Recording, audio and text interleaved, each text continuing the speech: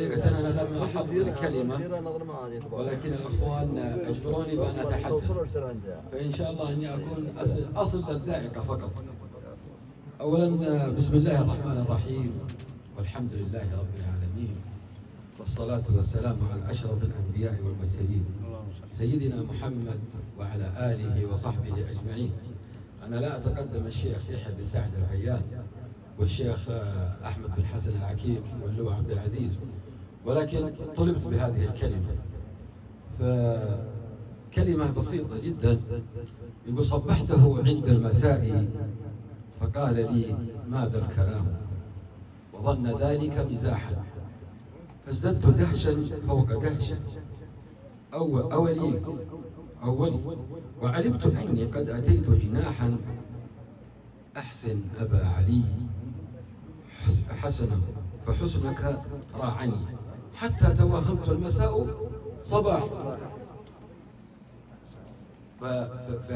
فاستقبال أبا علي وهذه الروح وهذا الجمال وهذا الترحيب، والله إنا لشبعنا قبل العشاء. أود أن أتحدث عن قرية محوية.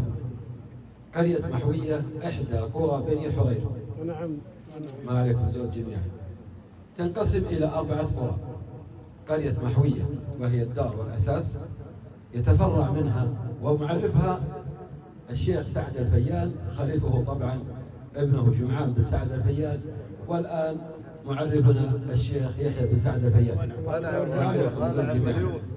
قرية القحمان والذي ينتمي منها مسقط رأس اللواء عبد العزيز بن معجب بن زنان، ومعرفها الشيخ أحمد بن حسن العكيكي. نعم وكرم.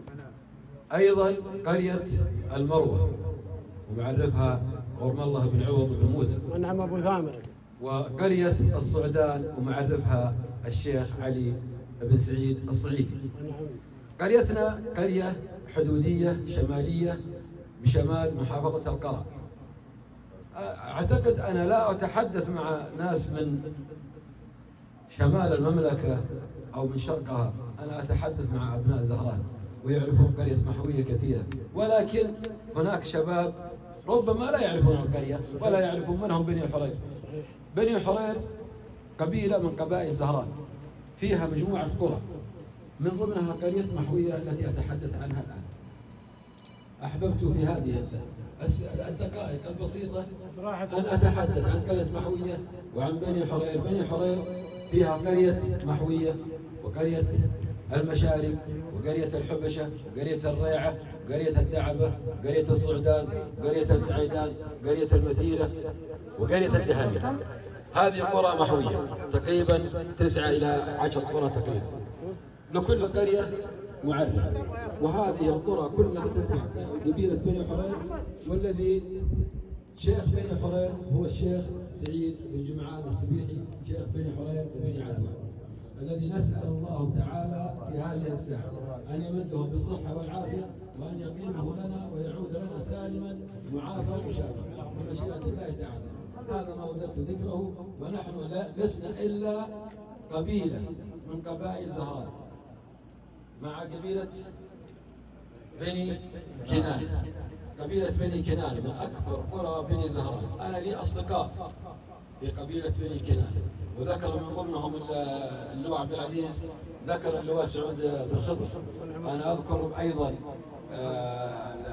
العميد متقاعد محمد بن أحمد بن جابور، الذي أنا عملت تحت إدارتي وأتشرف بذلك. هذا الرجل عملت تحت إدارته لمدة 5 سنوات متتالية. نعم الرجل ونعم الأخ ونعم الصديق.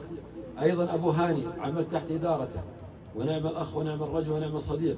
وأيضا كثير، عبد الغني بن سكران أعتقد، بن صقران بن جمعان، عبد الغني بن جمعان بن صقران. هذا الرجل كان زميل دراسي. وأبو فارس نعم حفظه الله، الآن استقر في الطائف أعتقد. نعم الرجل عملت معه، درست معه في المجال العسكري، وتعيننا معا وعملنا معا وتقاعدنا معا. فلو تكلمت من هنا إلى العام المقبل لن أوفي بني كنانة حقها والله.